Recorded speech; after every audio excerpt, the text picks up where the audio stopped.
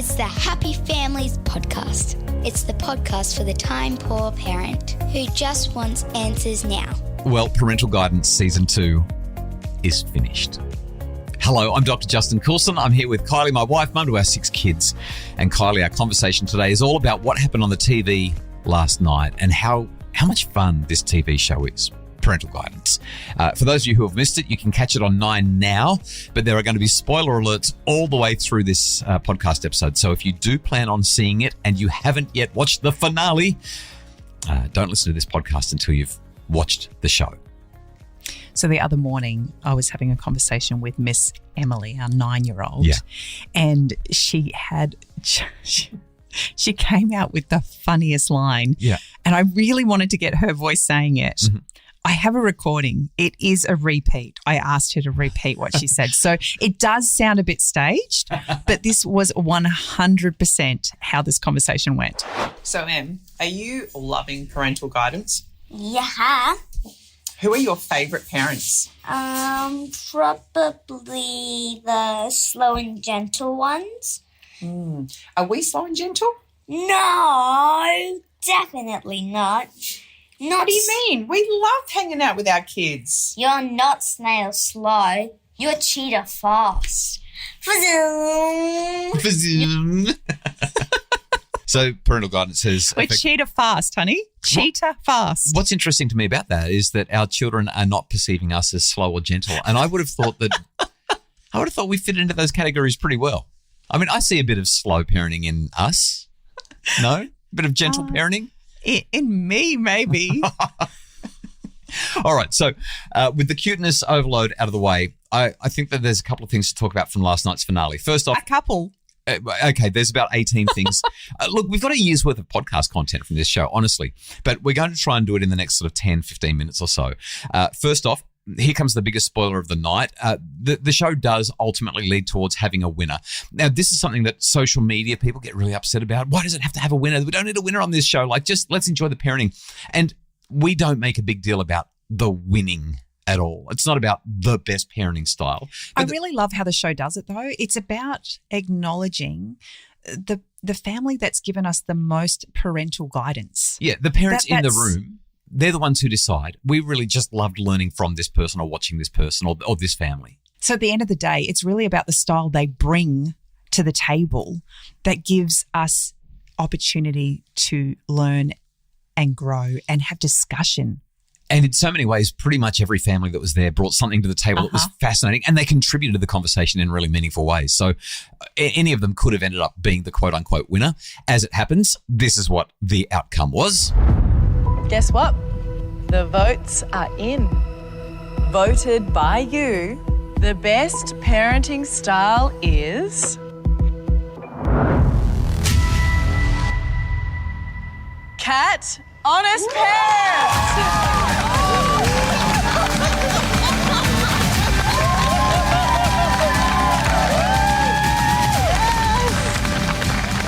And everyone was thrilled. But I think that almost any family could have gotten the same level of thrill as people got when it came to Kat being the winner. I cannot believe that. Guys, I am so grateful. You're awesome. 100%. But again, I think there was this collective energy in the room. I mean, I wasn't there, so I'm going on what I saw, but I would say you would say the same thing. Everyone was stoked. Like it wasn't like, oh, I can't believe she got voted in or that we missed out. There was just a collective energy. This has been such an amazing experience and I have learnt so much. And people even said that. This has been a once-in-a-lifetime experience. I've learned about my children, how strong they are, and also the fact that my wife is just an incredible human being. And I would never change it. It's definitely something that we'll treasure forever. So, Kylie, great experience to watch, great experience to participate in across the board. What I want to highlight as we talk about a couple of the challenges that happened last night, I mean, there's some big talking points to come out of the season finale. Well, since this is the podcast for the time poor parent, I'm wondering where you're going to take us with this because we could be here for a long time. I do want to be brief, but I want to bring everything back to a specific framework. So my new book, The Parenting Revolution, is all about the framework that helps us to guide our children successfully. And in that book, I talk about a couple of different levers that we can pull. The first one is the lever of relationship. Okay, so this is how warm we are and how nurturing and how connected, whether we help our kids to feel seen, heard, and valued. I think that it's pretty safe to say that across the board, these families were consistently positively involved during all of the challenges. Now, there were a few moments where tensions got pretty high, and the more competitive families saw the mirror held up, and they saw and heard how they look and sound when they're getting so caught up in it that the relationship suffers because we've got to achieve the goal. It didn't look like a life after all. It just looked like a bunch of pipes all tied together. I think we move it over to the Out of water. the way! Child, pay attention. See my oar, how it's dipped this way? It's always like this and pulling. You're going backwards. Pulling. by the way. Can you please not navigate on the side? Okay, now Shushies. you're sort of going somewhere. Shushies. Shushies. The important thing to me here is not to shame any families, because every single one of us has been there. We've all had exactly that experience, but rather it's to highlight how when you get to see it and hear it, you realize what you're doing and saying. And there was an acknowledgement from several parents that, oh, gee, seeing the way we are, we need to change. I realized when I watched that I wasn't all that nice. I was completely out of my depths. But yeah, no, I think we could work on that. I've given him instruction most of his life, in terms of also coaching him on the field. But my tone of voice could be different. That was a bit of an eye-opener for me. What I said was, don't be a wuss. But really, at the end of the day, it's nothing to be ashamed of, being a little bit softer. I'm big on reflection. That won't come out my mouth again. And that's the power in being able to have that mirror held up to you. Because in the moment, neither of those families thought that there was anything wrong with what was going on. No awareness of it. That's right. It seems so perfectly justified. In fact, we've had an incident in our home just recently where I did that. We all do it. I know that I did that. I felt like it was necessary. But I tell you what, if I was to watch a video of me having the conversation that I had with a couple of our kids, if I were to watch that back, I would hang my head in shame. I know it. But in the moment, it felt right. It felt necessary, completely justified. That's the first lever, the relationship lever. And for the most part, like I said, everybody's really in beautiful ways in the relationship. The second lever, though, is the lever of control versus support. And this is where things get interesting. The whole show is actually a show about to what extent do you control your kids when they've got to help you to reverse park the car, or when they've got to face their fears, or no matter what it is. There's so much about this show that is just about how we control our kids, whether they're going to eat the food, show some self-regulation, evacuate the house. Regardless, it's all about control. What about what happened with the orienteering last night with the teen parents? Mark always says, I go off the sun, I can get us anywhere. I know what time it is, I don't need a watch. Listen. Can I give you a tip, Matt? That's northeast. I'm pretty sure we go this way. No, Let's walk this way. That says northeast. Mum, look at the calculator. Matthew got that compass and he was like, yep, that's where we're heading. Mark, I'm right. No, we're heading that way. It's this way. We're heading over that way. But I made a coach's call to override him. Hey guys, hot tip? No. It's that way, isn't it? Is it the way I said at the start? Inadvertently, that coach's call was wrong. He'll be shattered. Yeah, oh no, he won't be the same. His ego is ruined for the day. I swallowed my pride and I followed in the end. Okay. So as I was watching that experience, it reminded me of a quote. It's actually how you finish your book, The Parenting Revolution. Okay. And you say, what is a good parent? In so many ways, none of us are. We all fail miserably in our efforts to raise our children well. It is, as Freud suggested, an impossible task. Yet in so many other ways, all of us are good parents. We do the best we can with what we know. We invest. We are involved. We develop boundaries, structures, and expectations. We work hard at it, and we love. Oh, how we love. Perhaps more than anything, a good parent is one who gives a child with loving structure, guidance, and support their voice. Oh. And the trust and freedom to follow it. Did I write that?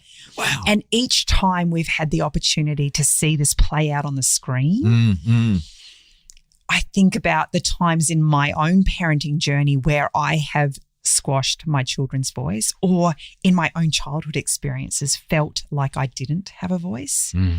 And that quote just keeps replaying in my mind. If we want to be good parents, It's actually about giving our children a voice. So we've talked about the teen parents and the way Matt's voice was taken away from him and how important that was. And yet Dad was wrong. Yes. That was the crazy thing. Not only did he take his voice away, but then he was literally going in the complete opposite direction. Poor old Mark. But as parents, how often do we do that? I'm sure it happens all the time. It's a beautiful metaphor for parenting. I've got to include it in my next book. It's so good. What about Deepak and Kajal with the car reversing? She was so explicit. She knew exactly what was going to happen if they didn't listen. Here's what happens when Mridula is trying to help Mum reverse the car with no mirrors and no cameras. Go a little bit back. Back, stop. Give and go a little bit. Stop. Yeah, reverse. You're going to hit the car, stop. No, not just straight, just go reverse. That's it. You're going to hit the car, go forward. You're going to hit the car. Oi! You didn't listen to her. Oh, no. The voice. The voice. It's so valuable. And if we go back to last night's episode with the orienteering, we saw the Lighthouse parents and we also saw the American parents as they picked up the map and the compass and they taught the kids how to use them, and voila, what happens?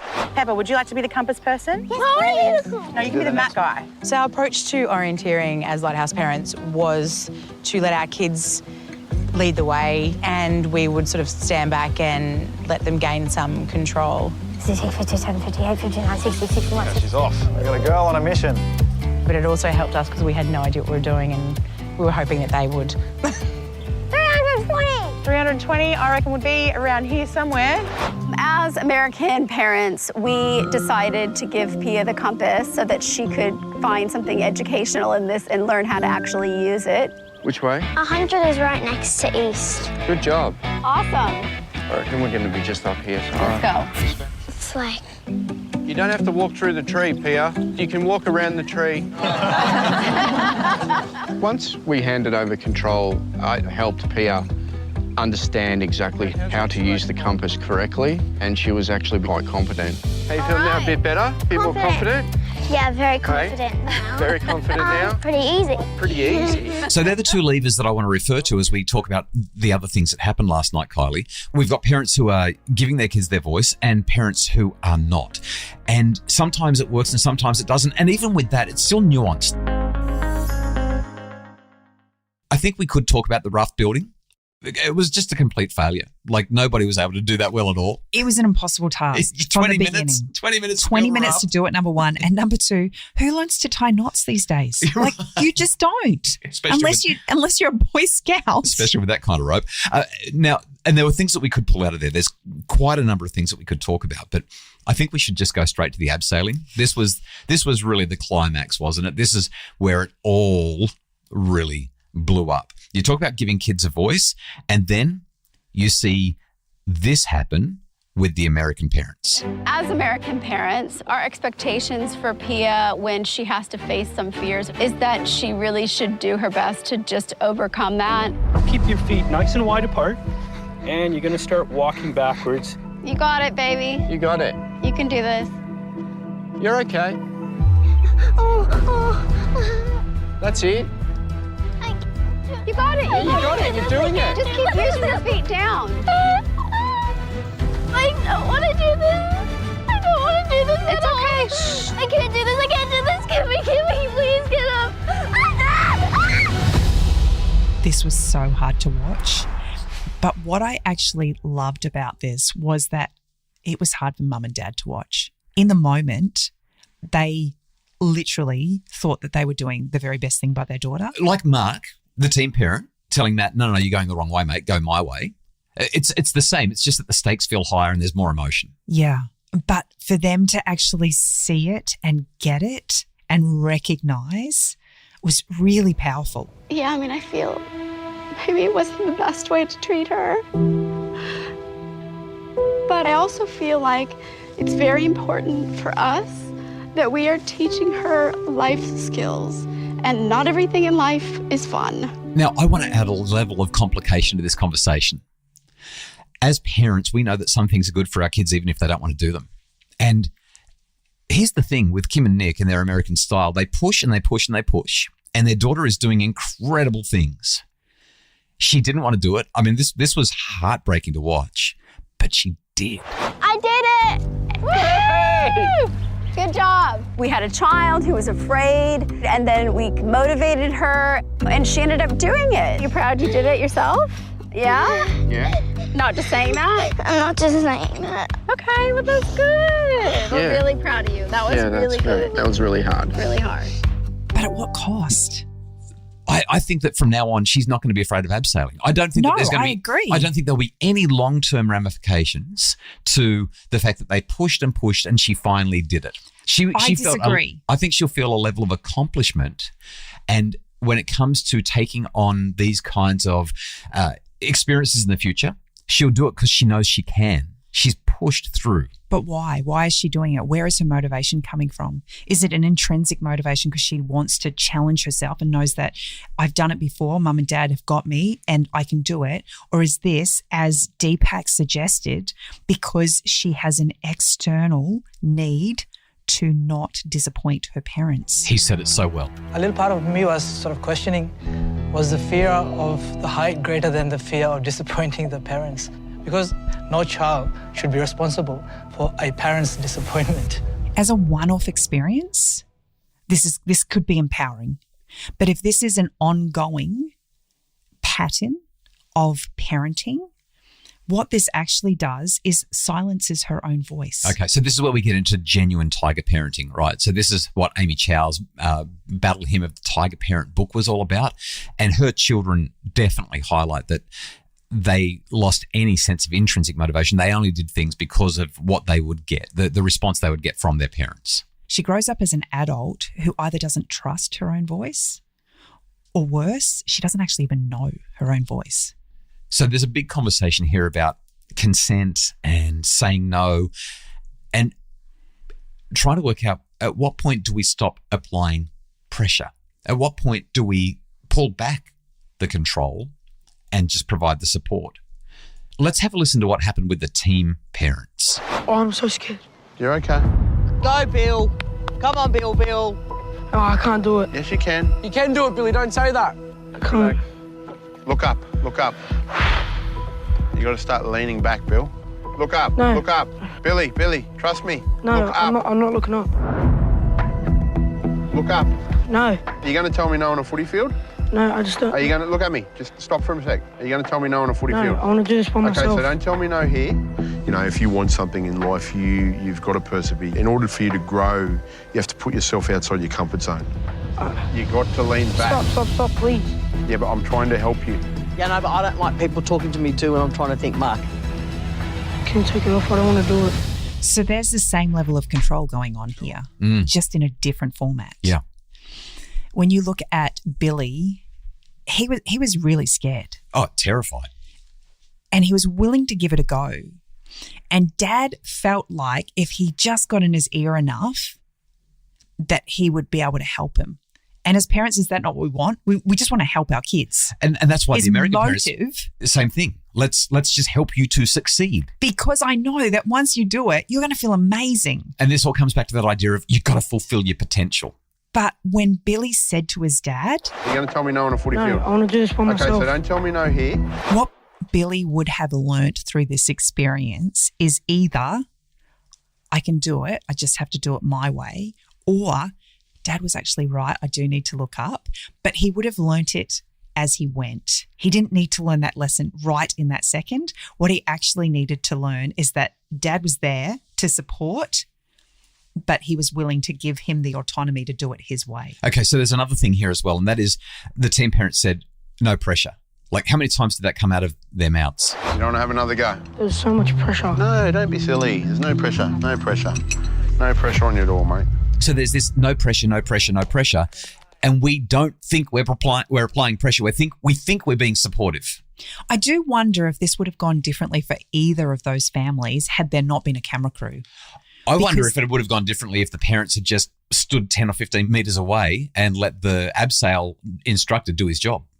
Do you know what I mean? Like, get the parents out of the way, take the pressure off. Like, no pressure means don't put any pressure on. We've talked about this a few times on the podcast as we've watched the show, this idea of induction. We're literally taking these kids up 12 metres above the ground and attaching them to a rope and saying, go down.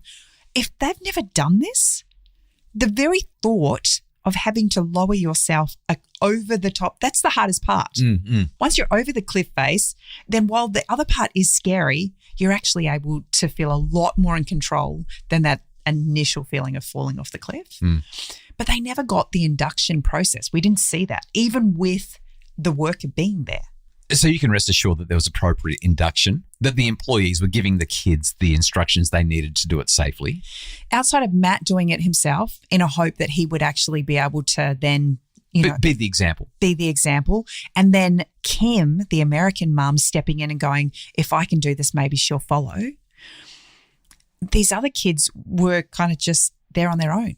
They didn't get to watch somebody else do it first. They didn't get the sense of, oh, they made it down there safely. Maybe I can give this a go. So I just pictured our 9-year-old being at the top of that cliff and what we would say to her. And do you know what? I think Kat probably did it the way that you and I would do it. You're about to do something that you've never done before. I have all the faith in the world in you. We got this? Yeah.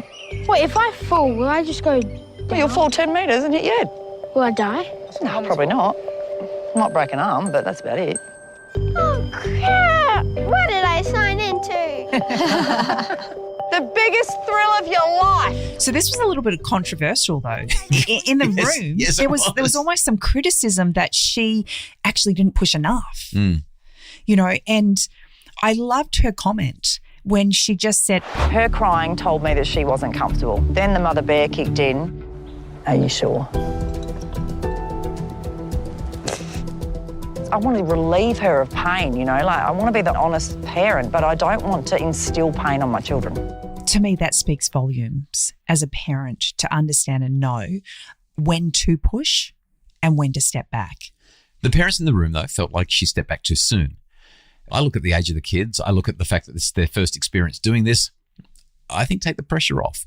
It's such an interesting conversation. Fascinating to watch. But what I loved about Kat was there was an acknowledgement this wouldn't be the last time they tried this. Yes. And I think that that's the difference. We're pinning everything on this one experience and suggesting there'll never be another time. This is the only chance you've got for your child to become resilient. The only time. If they don't do it now, it won't happen. We allow our children to have these experiences and then deal with the natural consequences, whether that be disappointment or regret, upset. That is a natural consequence of their unwillingness to give it a go. But it's more likely that next time they're placed in a position, they might be able to remember those experiences and think, maybe I can try this. Well, we could talk about this for so much longer. Our time is more than up already. It goes so fast when we're trying to do a summary of, I feel like the summary could actually be longer than the show itself. Like we could really talk about everything for so much time. We really hope that our podcast has prompted even more conversations based on what you've seen in Parental Guidance Season 2. It seems like everybody was happy with the show. So fingers crossed. We don't know yet. We know nothing yet, but fingers crossed. Hopefully there'll be a Season 3 and we get to have these conversations all over again with a whole lot of new families, a whole lot of new styles, a whole lot of new challenges. We live in hope. Kylie? I wonder if Cheetah Fast will be in there. Cheetah Fast parenting style. Yeah, that's you and me. The Happy Families podcast is produced by Justin Rowan from Bridge Media. Craig Bruce is our executive producer. Kylie, just before we wrap, is there any last thing that you really took out of the season that you just think we've got to remember? I think it was in Kat's comments at the very end when she said this. I think I'm always going to be an honest parent. That just confirms that I can finally trust my gut instinct and it's telling me that I'm on the right track. It just reinforced to me how important it is that we trust our own voice. We're talking about what it is to be a good parent and how about kids to trust their own voice. But as parents, we know our kids better than anyone else. And the chance we have to just listen to that inner voice that says keep going or step back, that's the voice. That's the voice we need to listen to more than anyone else. Well, I don't mind listening to your voice about it as well. I think there's some good value there. Hey, thanks so much for listening. We really hope that it's been an informative set of conversations that we've had and that you've loved the show. The Happy Families podcast returns tomorrow, where Mrs. Happy Families interviews the star of the show, not me. I'm not the star. Alison Langman's the star of the show. She's the host of the show. And we're going to get the inside goss from Ali tomorrow.